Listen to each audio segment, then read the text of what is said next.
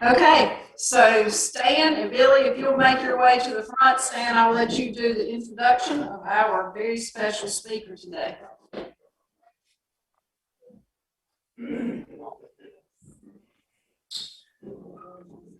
Thank you, President Hope. Normally this time of year we'll be doing the Cushwa Cup luncheon at community college and honoring a bunch of high school athletes. And of course, that's been wiped out by the pandemic. So I thought it'd be a good time to hear about one of my favorite subjects delivered by one of my favorite people. And you've heard that thing about he needs no introduction, but I felt like he deserves an introduction. And so I wanted to take a moment and introduce our speaker today. You know Billy Freeman. He grew up not far from here, over here in what they call South Side. Great mom and dad.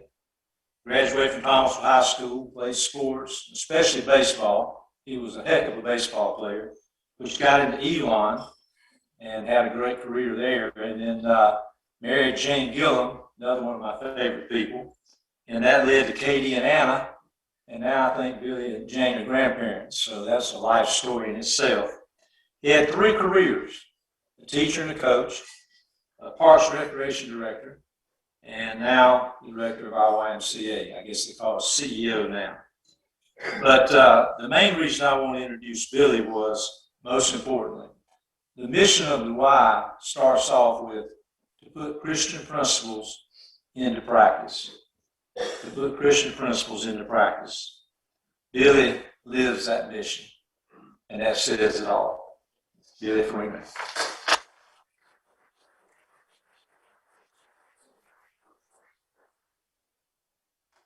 So I would not have agreed to speak if I'd known he was going to introduce me, because pressure is not talking to you guys. Pressure is following Stan's tires and anything that he says.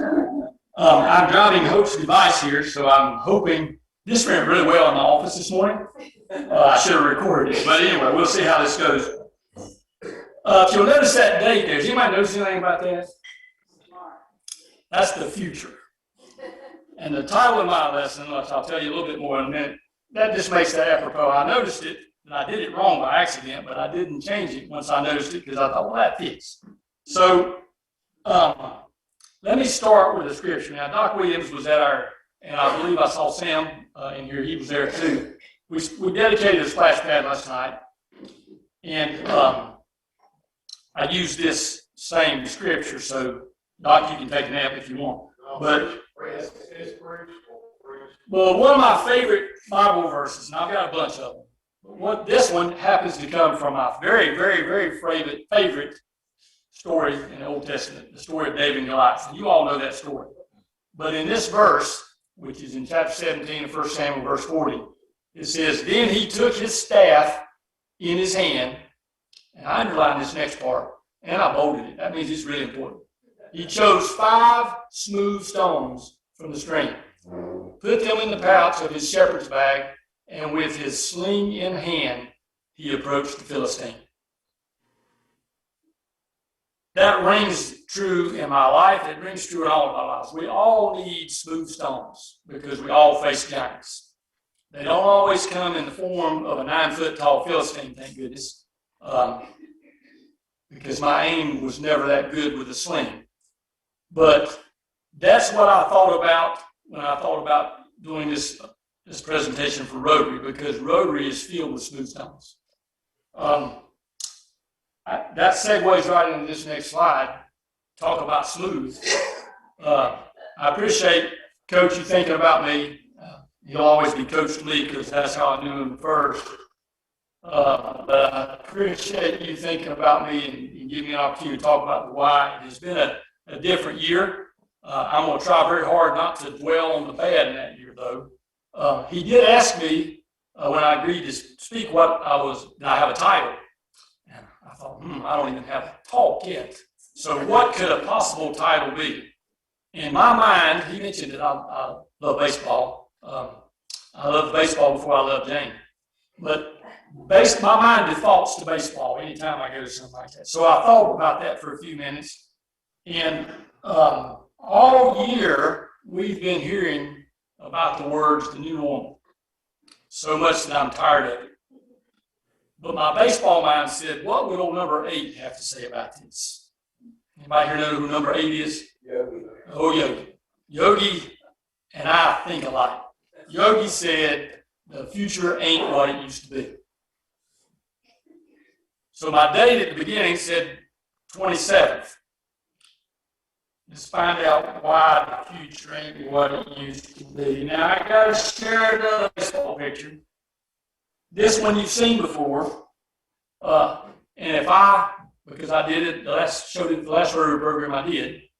And if I do another Rotary program, I'll show this one. This is the Rotary Little League baseball team from 1967.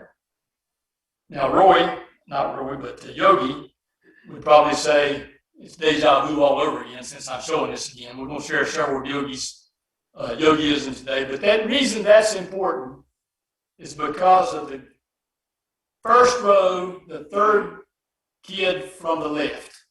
That is 8-year-old Billy Freeman. And that Rotary sponsoring that team put a uniform on my back that sparked a passion in me that I still have. I'm still waiting on the Yankees to call. But it led to a lot of the things that Coach just said. It's actually why I went to school and class, because I had to do that to play baseball. It led to an opportunity to go to Elon, which my family would not have been able to pay for. It allowed for me to go down there and do that. And then I had to go to class. And the only reason I went to class was because I had to do it to play baseball. Fortunately, I went to class enough I got a degree. And that led to the other things that he mentioned. But that's because of the smooth stones in this room. Some of them have been here probably since 1967. When I think of smooth stones in the Rotary Club, I could probably call a lot of names. I can't help but think of Doc Williams. I can't help but think of my father-in-law, Dr. Charles Gillen, who was a Rotarian. So this is all about smooth stones. But I'm here about to tell you why the future ain't what it used to be as it relates to Tom A. Fitch YMCA. Got to have a Yogiism, right? No one goes there nowadays. It's too crowded. Well, that's kind of what happened in 2020. Matter of fact, because they didn't want people in those crowds, we got closed down for a good while. So that's appropriate. But now I'm going to try and exercise with you. I don't know how this is going to work, and I'm going to apologize to you Zoom people because you're not going to see this. But I got a picture here, and I'm going to move over there. I don't want anybody to say who they see, but I'll call on a few people. Okay? I'll show it to you guys. I don't know if you can see that or not. Peyton, you were like, Peyton may not know. She may be too. She's pretty bright. You see anybody? See it. Albert Einstein. Albert Einstein. You see Albert? Yeah. Dr. Thomas. Back here. Can you see? Not very well. See anybody? Marilyn Monroe. You see Albert Einstein? I do. And y'all see Marilyn Monroe? I'm far away, Billy. Come on. Well, that's kind of the way the wide is. They don't like it anyway. That's kind of the way. Well, maybe they're both blondes. We'll give them that. I don't know. That is the way I feel about the YMCA sometimes. People see lots of different things in their minds when they see the places like that. Plant Fitness is not a bad place at all. I'm not here to question them, but that's not who we are. I want to try to make that point a little bit. With a closer look, we see Albert. With a closer look at the Y, maybe we'll see a few things there. Some people see a gym. Okay? Some people see a swim. Some people see a gym and a swim. I had to throw that in there. To some people, it's child care. Okay? For the kid, it may be child care and what they do to go in swimming. For the adult, it may be something that lets them stay at work, knowing their kid is somewhere taken care of. Other people see summer camp, and that's all they see. Some people see group exercise class, and that's all they see. Some people see a basketball game. Others see a soccer game. But I'm going to tell you, upon a closer look, it's a community, and it's for all. All right, I hope this is going to work. I'm going to show you a short video that maybe will describe that community in a way that you've never thought of before?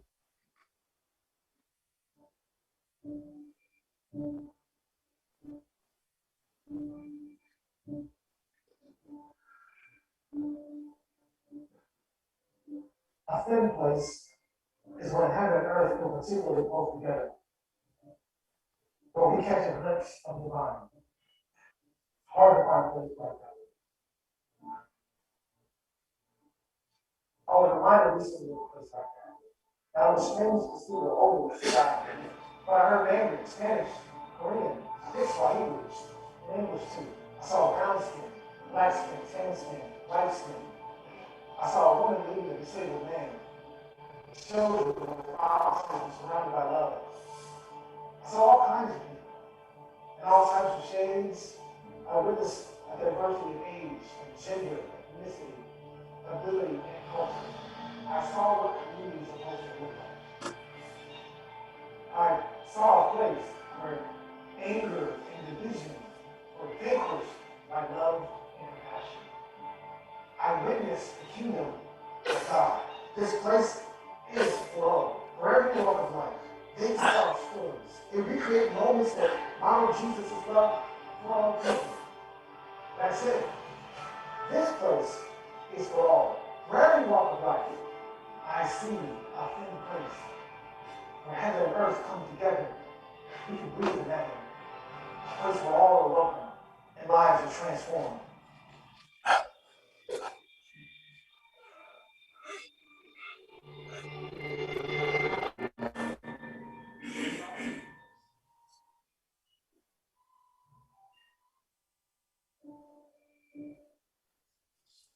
Future ain't what it used to be because of the Tommy Finch YMCA and because of the Rotary Club and those smooth stones actually make the future a better place than what it used to be. Yogi says you can observe a lot just by watching. And sometimes you have to watch a little closer to really see it.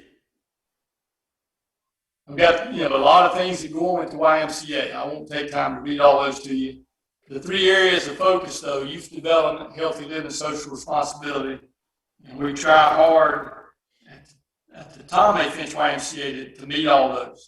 Yeah, it was a tough journey in 2020. I'm going to give it to you really quickly.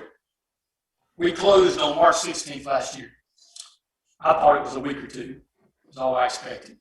But it was still hard to do because we didn't know what was next. We reopened for essential workers child care almost immediately. And many of our people who were used to doing one job found themselves doing another job. Meals on Wheels lost a lot of their volunteers, and we had people who, a lot of our staff did a lot of that.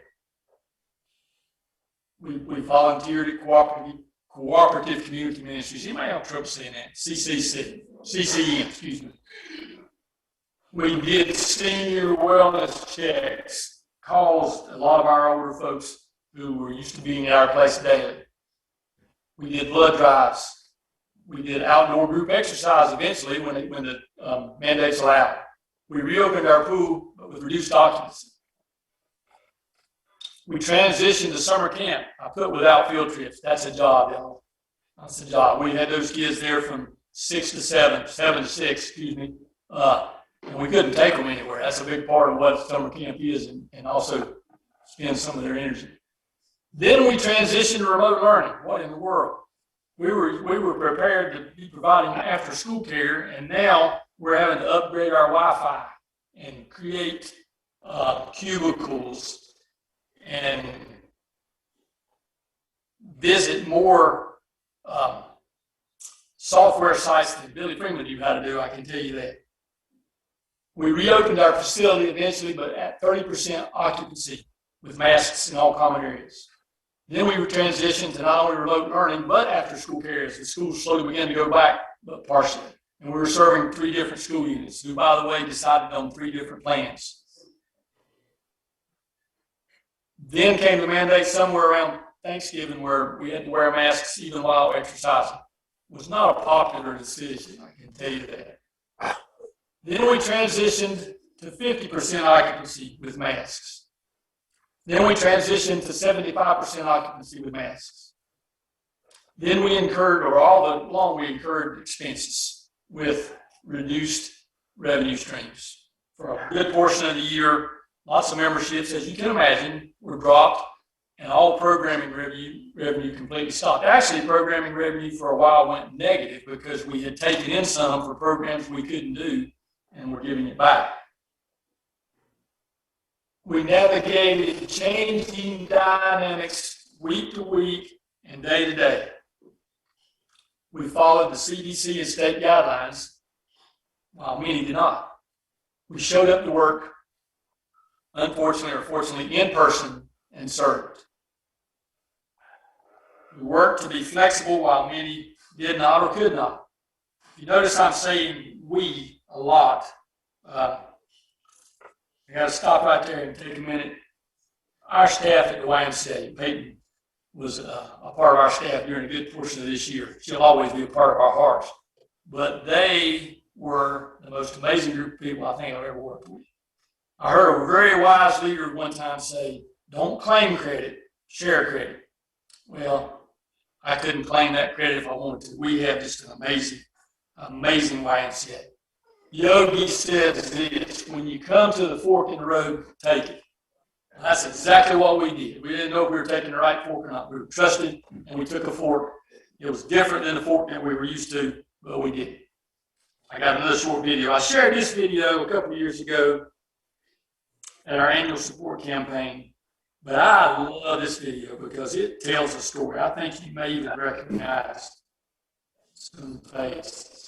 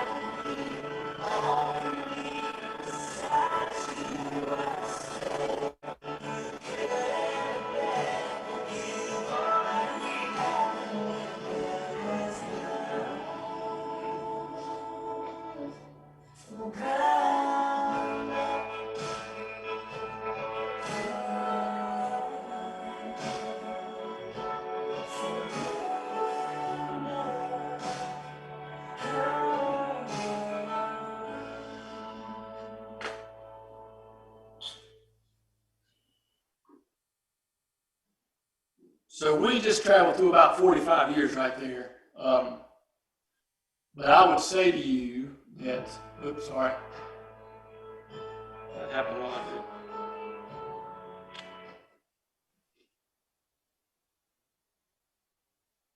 did. That because of that 45 years, the future ain't what it used to be. There's been a lot of lives changed over those 45 years. You saw some of the past directors in there. Darrell Porter was in office not too long ago. Doc Williams joined us that day. I think Darrell told me he was 89 or 90. He walked up that hill pretty darn good. I'm hoping that I don't walk that hill as good. I saw a really young Stan Stiers right there with his arm around one king. That could have been taken yesterday, I think. The bar has been set high at that YMCA, but we're continuing to try to deliver that message, even though it was on a different form.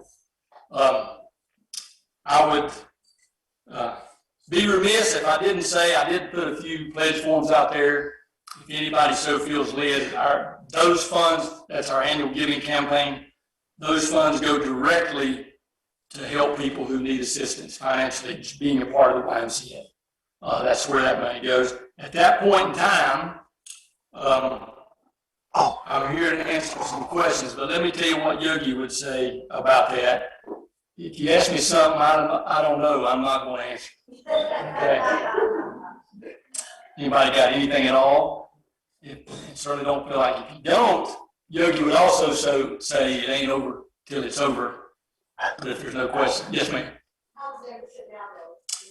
You say, how is it now? How's membership in all the? Yeah, that's a really good question. Membership revenue is still down about 40% from where we were before.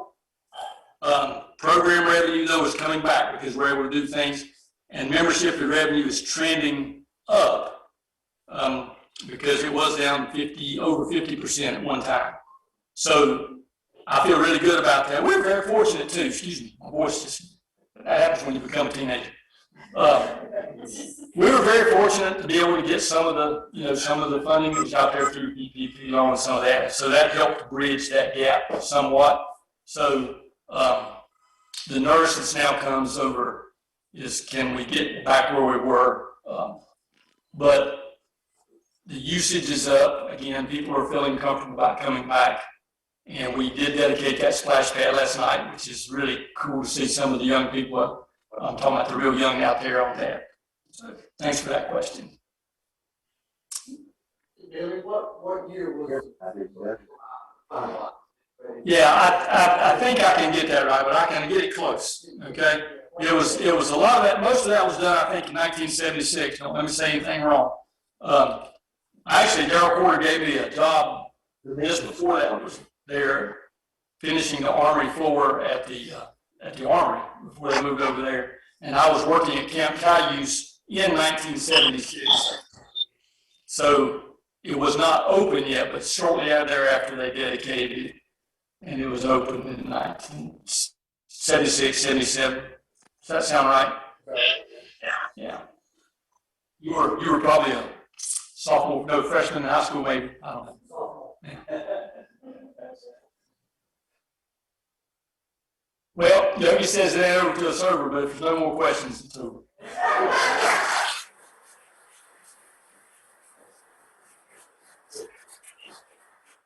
Thank you, Billy, and always talking about the why brings back fond memories for me. So I will tell you guys that I barely missed, working at the Y when Billy was there, but I did get to work with Scott Stiers. And through the years, also, got to serve on the board with Tommy Hodges and Stan Stiers. And my daughter even went to YMCA camp where Jared Dunbar helped make her who she is today. So, yeah, I got a lot of things to blame on you, Jared. But there are certainly a lot of smooth stones, not only in this Rotary Club, but in our YMCA. And it's amazing that we have 3 past or present and past leaders of the YMCA that are members of this Rotary Club. So a big hand for Billy and the YMCA.